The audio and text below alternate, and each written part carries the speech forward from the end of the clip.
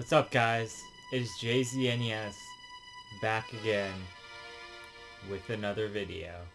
Today, we're talking about my number 5 game of all time, which I've reviewed. If you think about it, I've reviewed every game above this. Sort of. I kind of did Persona 4. That might warrant its own review in the future. I did kind of a talking about it kind of thing, though. I'd hate to spoil a game for anybody, but Majora's Mask is that game that I've been playing since my childhood that still really holds in such high regard on this list. As you'll know, my top 3 games are all nostalgic games. Persona 4 is a game that's not as nostalgic. It's a little bit nostalgic now that I've had time to marinate on it, but I'm just trying to put into perspective how list topping this is, how significant that it is that it's this high on the list. Because that means a lot. This is my 5th favorite game, and before, I think it was like my 4th favorite game before Persona 4, that is. So, yeah, the game means a lot to me, and so, much like Ocarina or something like Tomba, it's man, how do I really talk about this game and put it into words or whatever? But at the same time, I have a lot to say, obviously. It's a very significant game to me, and it really informs a lot of my interest in other games. Things like the 3-day cycle are something that I didn't think I would like in a video game, but it turns out that that's not true. I actually really do enjoy being under a time limit in certain contexts. Like Pikmin, for instance, was another game that really had a time limit thing, or Persona 4, again, for instance, that feeling that you're always using your time wisely or poorly if you're new to playing the game, And in this regard, this playthrough has really shown me how much I've mastered the game, how much I've become better at the game, and how much there's a few parts having to play the song again and again and again and again and again and again to make the statue. Maybe the one criticism I have of the entire game is that, and that's near the end. I think the Stone Tower Temple in general is a really good temple, but having to play that song again and again and again, and because I was using emulation, having to do it with an analog stick was not very fun because I would fuck up the button motion sometimes, whereas on an N64 controller I would never fuck up the song too badly anyway. But this would just register extra inputs because it's the sensitivity and whatnot, and that was really annoying. Also, Stone Tower itself, as you're climbing it, if you fall, you have to go all the way back to the beginning of the tower. Thus, save states and emulation is really helpful in that regard and makes that a lot easier, but I hadn't save stated there, so that was as much of a grind or as much of a negative as I can say about the game, because everything else to me is just nearly perfect in every sense of the word. And maybe not to everyone else, but to me, the experience of playing Majora's Mask is perfection. A lot of the gameplay things aren't anything special, or they maybe wouldn't hold up to somebody else, but whatever it is about this game, just maybe having that connection to it, having played it a million times before, I feel really connected and really good at the game. I'm not as good as some people, obviously, but I've gotten a lot better over the years. I used to just play this game just to speed run it, quote unquote, which wasn't really a speed run. That'd be 6 hours or something to do it, but I did beat the game in like 24 hours one time, all in one sitting, and that was a big thing I did, like, as a kid. Um, or like a teenager, I guess it would be. Yeah, 'cause I got this game probably like 2002 or so. I believe would be right. Now, I got this very cartridge right here for my brother for my birthday. Maybe like my 10th or 11th birthday, maybe 11th, right? And it was like my third or so N64 game, I believe. Probably the third. Um, it was funny because at the time I was more partial to this guy here, and I played this, and I was like, well, how could it be as good as Ocarina of Time, right? Like, I was like that guy who did that and thought that about the game, but I ended up being really wrong about all of that, you know? And I'm glad I was wrong. Now, the other thing is, oh shit, I should have brought it down, but I have my original N64 up there preserved. I don't really put the cartridges in much anymore and do all that stuff because, like, the N64 is notorious for looking like shit on, like, most TVs and stuff. It's not really one of the easier consoles to fix outside of emulation. So, emulation, now that looks great.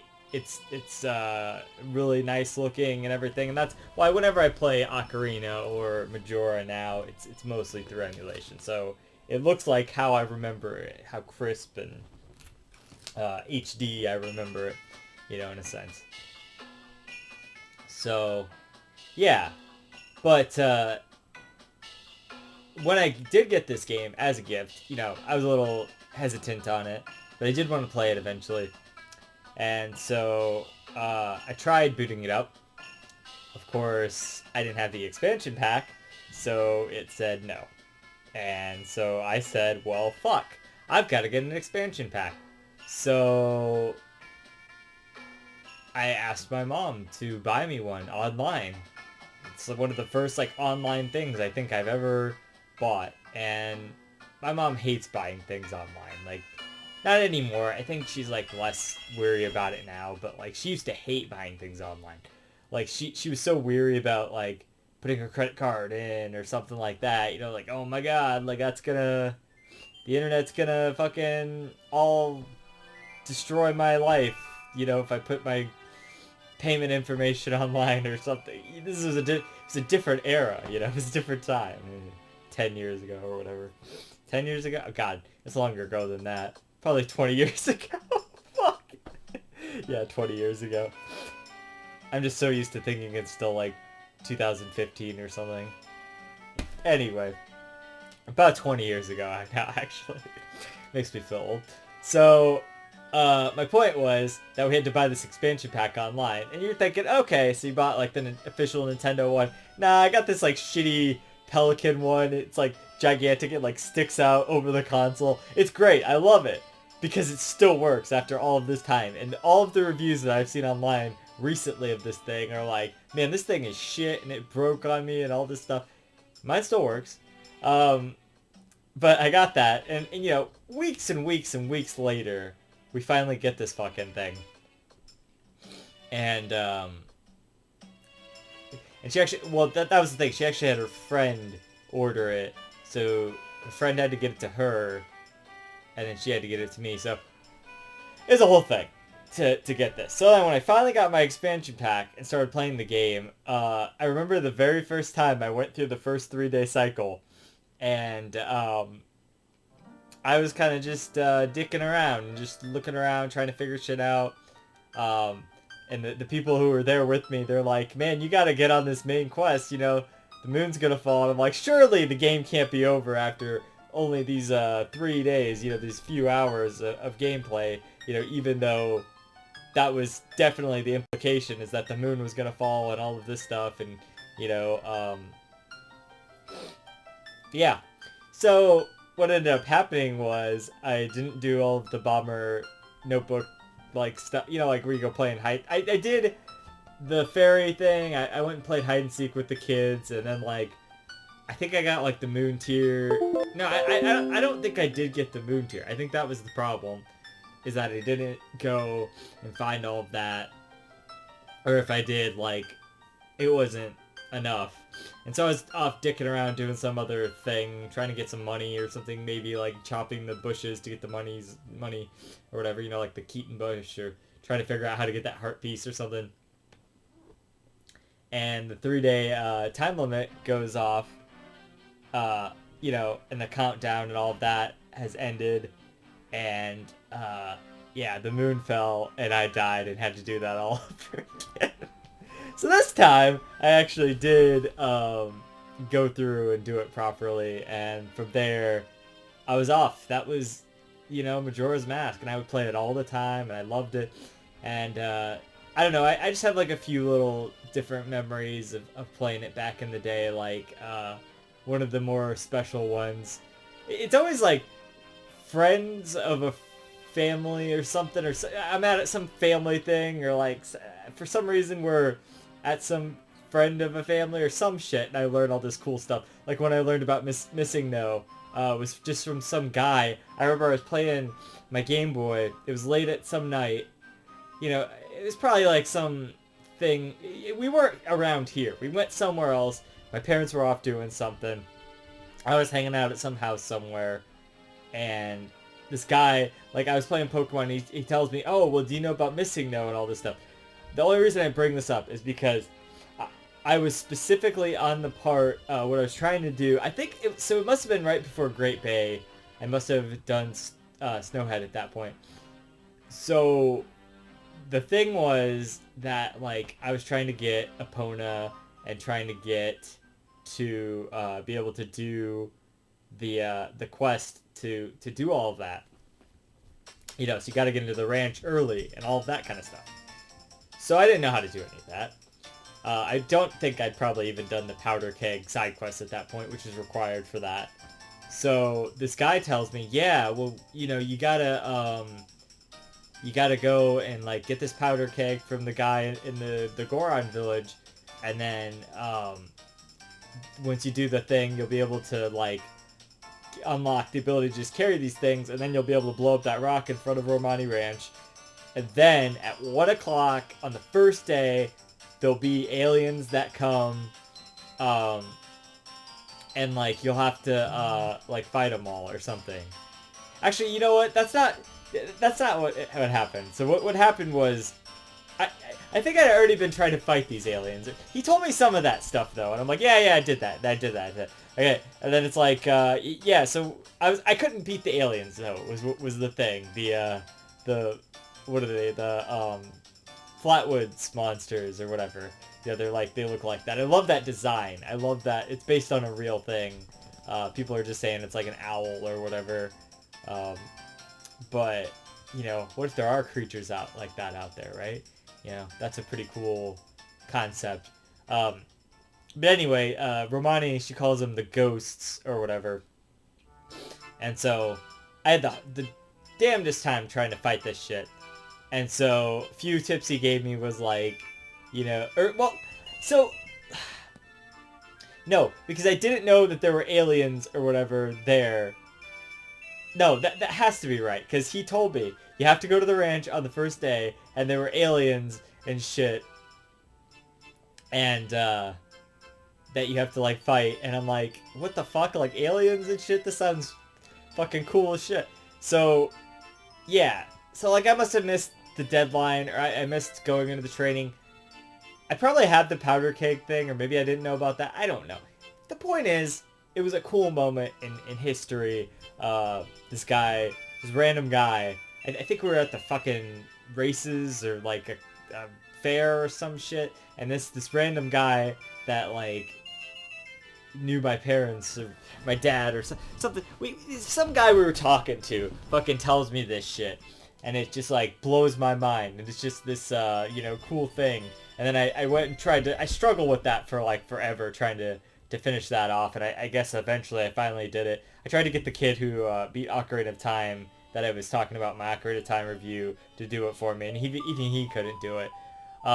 So like, pro tip, like, okay, like, you know, this is many years later. People probably could just go online and look it up and whatever. But what I do in that scenario, I get the bunny hood. Another thing is you should get the map. That way you can see where they're all at. They'll show up as little dots, and you can see them moving towards the barn that you're trying to protect there. Um, so yeah, so that's really helpful stuff that you're gonna wanna do there. I prefer the bunny hood to Epona because Epona just kind of runs. It's not very like easy to control. The bunny hood is one of my favorite items in this game. And, in the last game it didn't really do a whole lot. Apparently it stops, like, the stall children from spawning at night or whatever. Big deal. In this game, it lets you fucking run, and I love that. The bunny hood is, like, one of the most useful items in this game. One of my top tier items. Easily the best mask, by far. The one I always don't want to give up at the end. I guess there'll be spoilers for this game, too, so sorry about that. But, it's like 22 years old, so I think you can manage. So,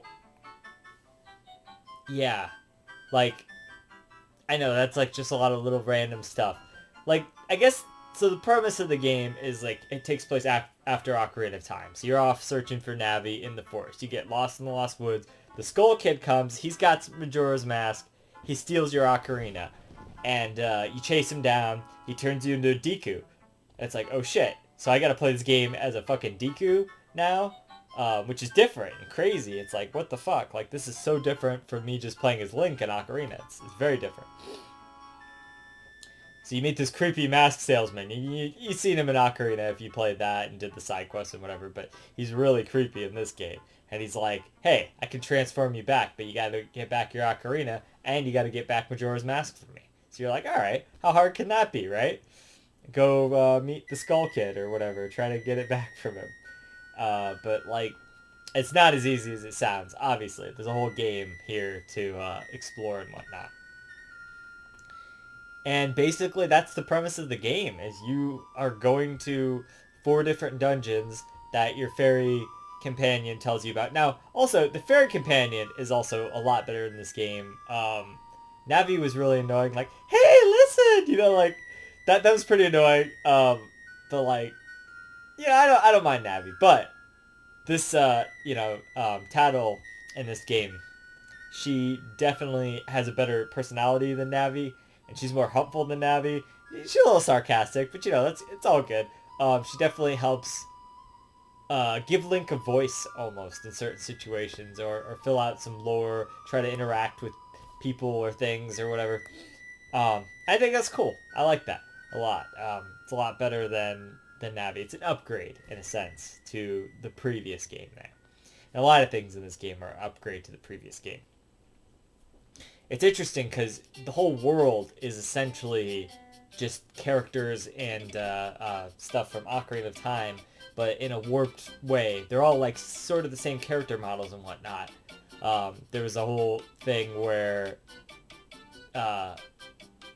they had to design this game in like a year as part of like either that or they'd have to make Zelda for the 64 DD. So there's a whole thing about it. So so this game was only made in like a year. Like, it's impressive. It's crazy. Like, this is such a well-made game and a well-thought-out game for being like only a year of development. That's insane. It's just it's mind-blowing that they were able to do all of this in a year. Because it's more complicated and more intricate than any other Zelda game. All the fine-tuning they would have had to have figured out and whatnot. And so some of this stuff that feels bad maybe to some people, I'm not necessarily excusing it, but I'm just saying, like, think about that they made this game in a year. Like, it's like when I tell people about Miraculous Ladybug, like the first season, and I'm like, they only made that in like a few months, so like, it looks really good for like only a few months. And then there's some animation issues and stuff, and it's not the most polished season of Ladybug, but it's like, it works, it's good for what it is. and once you know that, maybe you can cut them a little slack. Similarly here, and okay, because I know this game is like, it's well rated now.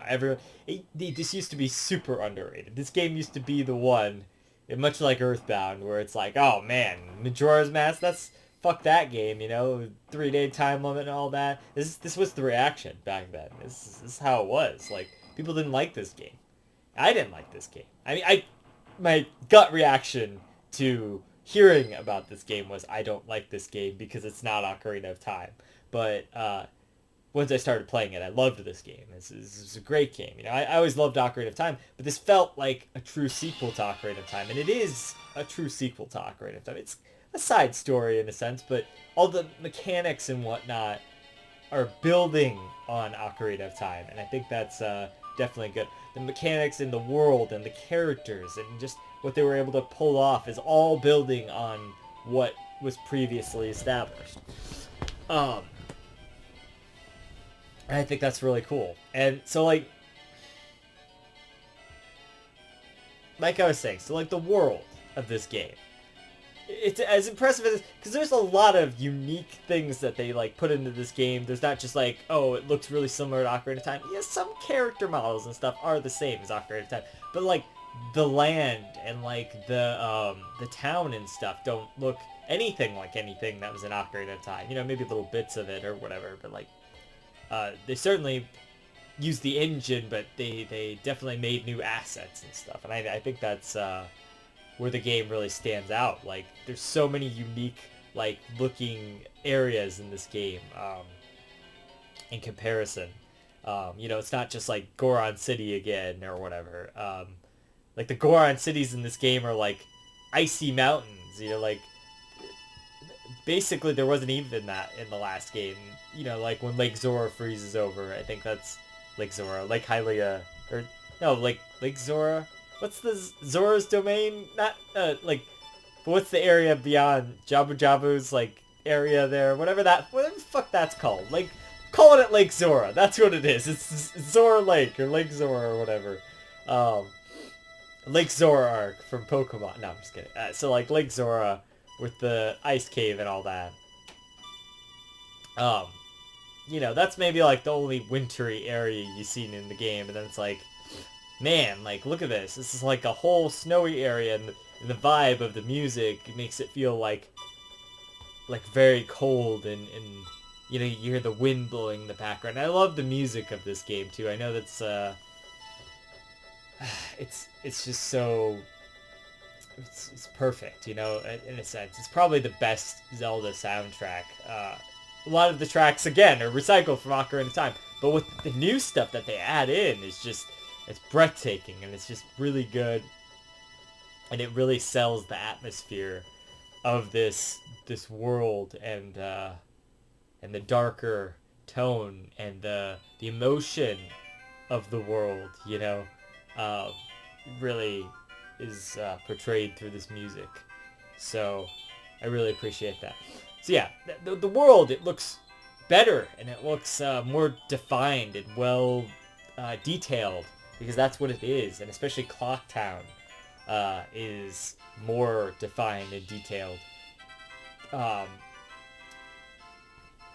characters and whatnot have set schedules. It's like a clock time system in this game, and I know it's like, okay, yeah, 3 days, we get it. It's like, no, but in those 3 days, there's so many little detailed interactions, stuff that I'm still discovering or just remembering that are even in the game, like you go to this place at this time.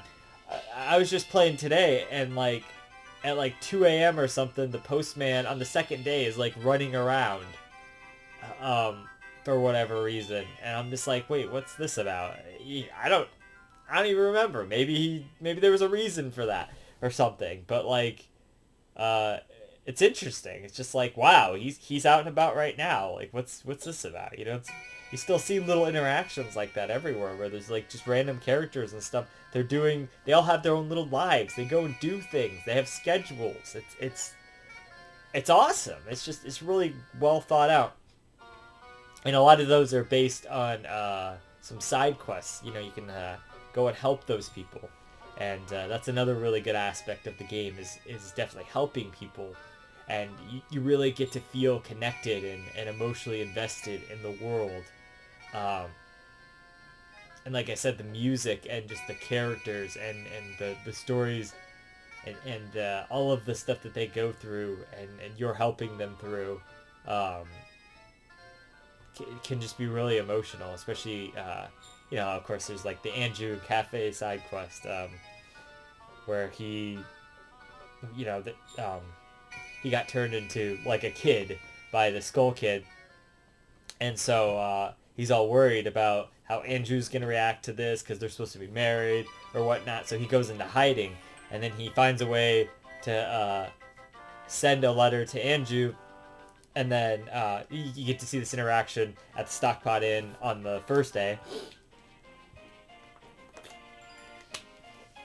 And if you have the mask, which you can get at the mayor's office, because the mayor is his dad, his mom is the other lady in the other room.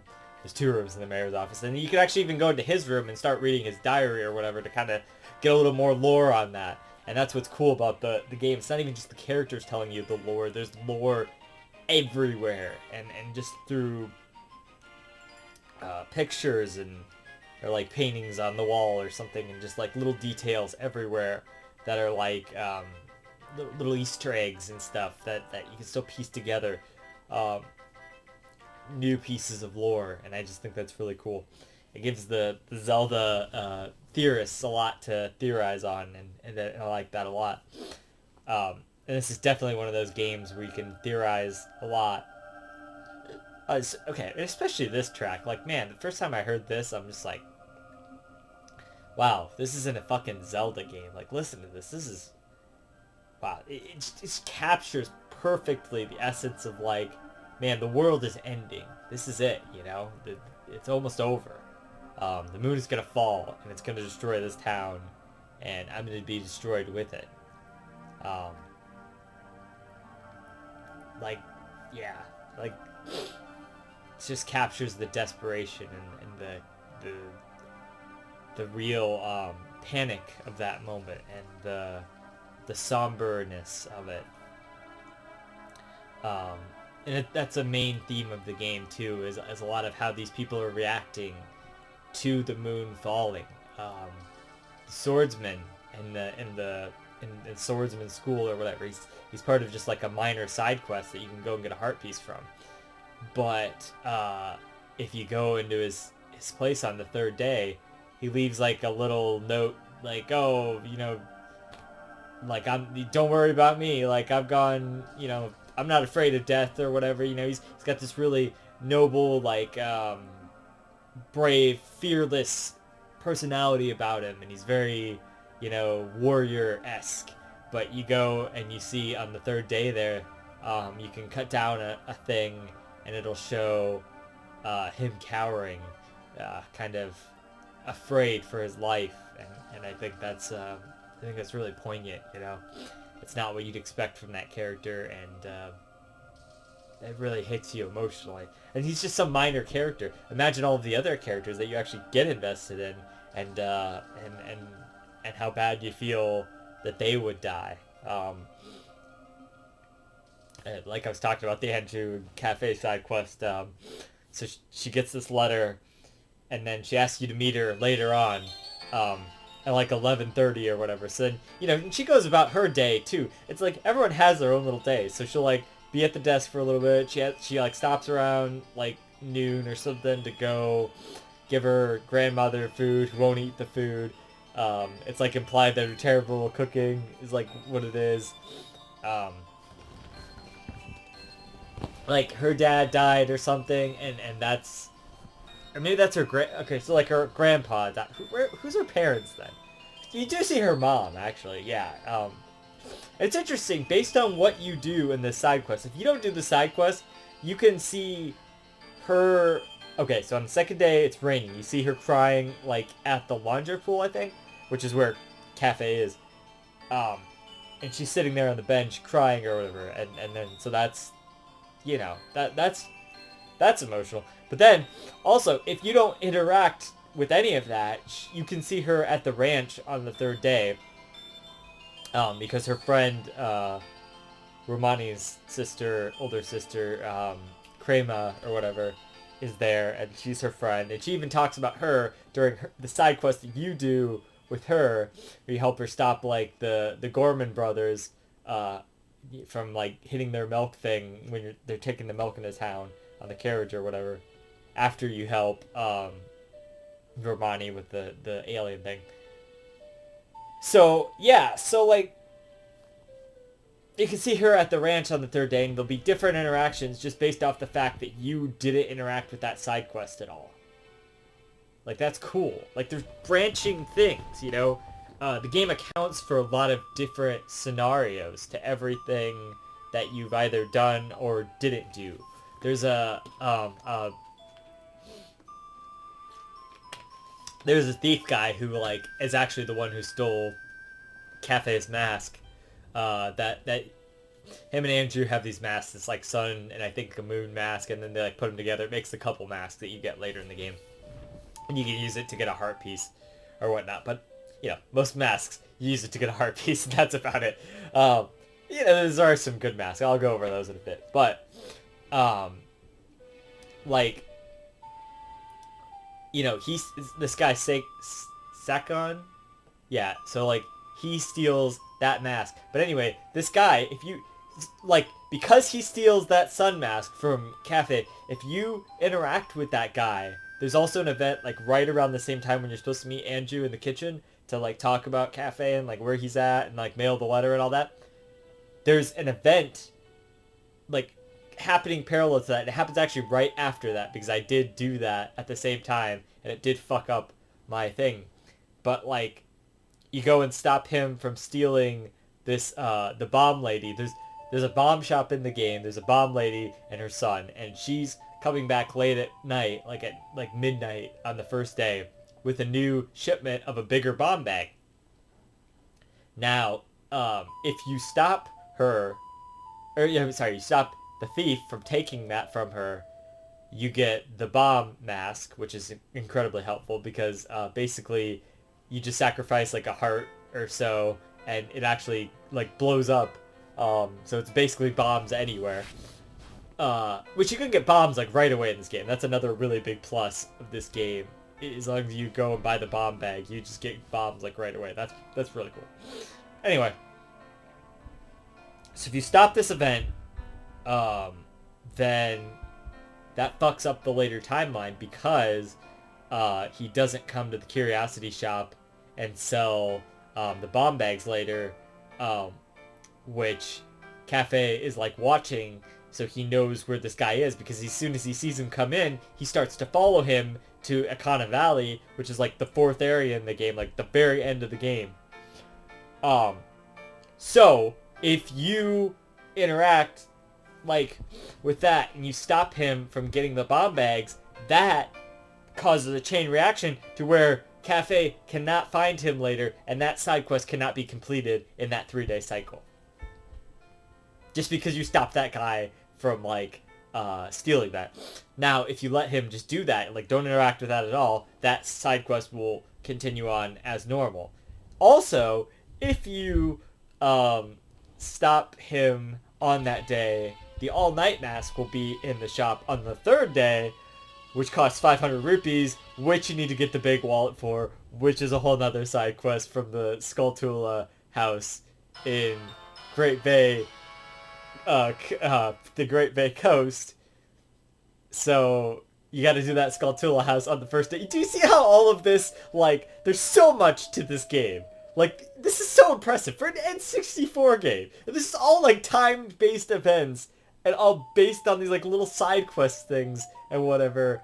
Like, and they all interact with each other and stuff. There's, like, you have to have this thing to do this thing and this thing, and it's, like, there's so much to this game. And I love that. And I finally kind of got it all optimized and down to a certain science, and it's all in my head. Like, I know this stuff. I know where this heart piece is. I literally knew how to get all of the heart pieces, and the only one I forgot at the very end of the game was the one where you go and feed the fish to the thing at the marine research lab, It's just like a random one I forgot altogether, and I was like, I have one heart piece left. Where the fuck is this heart piece at? So I went through the guide, and then I'm like, oh yeah, there it is.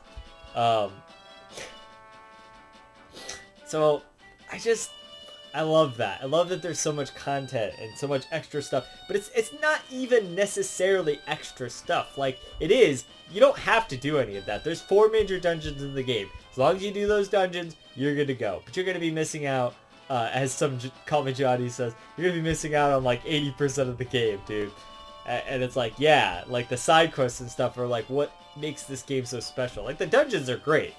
Don't get me wrong. Like, I love those. And I love all of the extra content around those dungeons, because there's only 4 dungeons, which is like pretty light for a Zelda game. So they add in a lot of extra stuff, like the Skulltula houses, like the pirate fortress, like having to go through the Deku Palace, you know, going on each side, one to get the heart piece, one to get the magic beans, so that you can plant the thing, so you can go in the back way to get to the monkey, to knock him down, to get the song, to be able to enter the first dungeon, you know? That kind of stuff. Like, Ocarina was not this complicated. Like, you didn't have to do all that shit to, like, do that. I think the most complicated thing you probably had to do to get to a dungeon was, like, you had to get the hook shot or whatever, get Epona to, like, get to Lake Hylia. And even at that rate, oh wow, I never even thought of this. You can just go through Gerudo Valley, can't you, to get to Lake Hylia? You don't even actually need Epona. Is that right? Can you do that? That has to be right? You don't even need Epona. Mind blown. I just figured that out all on my own. Like, holy shit. I had a moment kind of like that in this game too. Okay, so in the Stone Tower Temple, you get the light arrows there, and you can like shoot them at these switches, and it'll flip the whole dungeon upside down. Like, wow, that's pretty cool, right? What a unique mechanic to a dungeon. And sometimes there's rooms where it'll just let you do that. Sometimes there's rooms where it's kind of wanting you to remember that you have to do that. And so they'll make you go and switch it for the whole dungeon on the outside. Well, there's these things called stray fairies in these dungeons. Kind of like, let's say like each dungeon in Ocarina of Time had like gold Skulltulas in them that were like exclusive to that dungeon, right? So you have to get these stray fairies to get these bigger fairies, you know, the big great fairies, to respawn, so they give you a certain power or whatnot. Like the first one is the spin slash, and the second one is like you get double magic, you know, and the third one is double defense for your heart.